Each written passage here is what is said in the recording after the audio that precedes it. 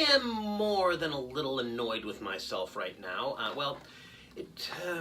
First of all, this is a, what is the brand name?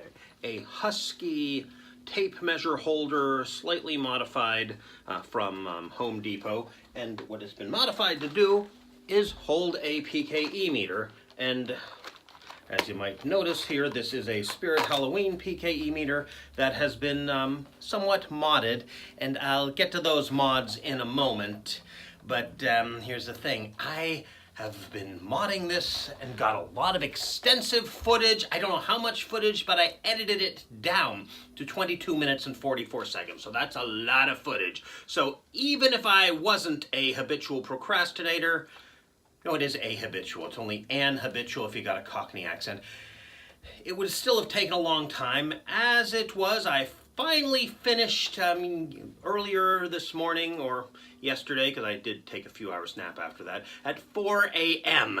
And then I set my phone to do a backup and do a software update, and not sure how long ago I shot the footage, but this was a beard that I had started growing in August and then trimmed sometime in November so I could play Charles Dickens. So unfortunately, it used to be that if you edited a movie in iMovie for iOS, you could just upload it directly to YouTube, and you can't do that anymore. I don't know if it's YouTube's fault or Apple's fault.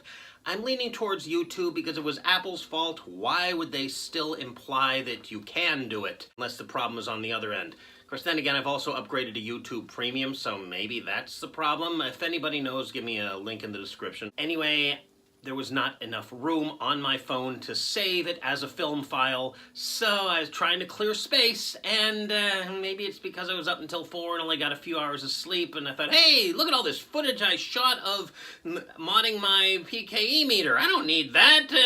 Yeah, I think you can. This is why I'm angry at myself, though also angry at YouTube for not just Our obvious part here, as you can see, it's relatively smooth as opposed to having this hook here. And that was pretty easy. If you'll notice, there are 1, 2, 3, 4, 5, 6 screws. Well, there's a 7th one, but that just holds the battery compartment shut. You can not worry about that. But if you remove these screws, which I'm not going to do because I've wasted so much time already, the back just comes off. Nothing is connected to the back. No wires, no batteries, nothing. So that's a good part of the design. Another good part of the design is right here. This was just held in with 1 screw, so that's easy to remove.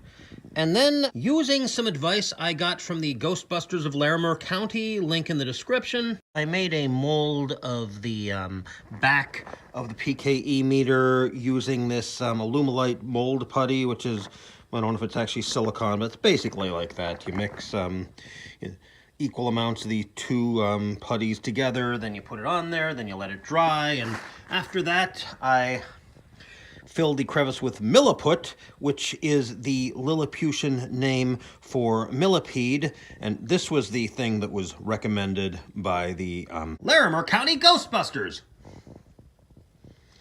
And so, I put some in the hole that was left over from the, I didn't get to that part, did I yet? Yeah, I forgot to mention, I used a Dremel to remove the stub, and technically it's not a Dremel, it's a rotary tool, even though some of these attachments are Dremel brand. And there we go. Dremel is often a generic term, but yeah. Technically it's a rotary tool and not a Dremel TMR. And I sanded it in the only bit of footage that survived, after it dried, of course.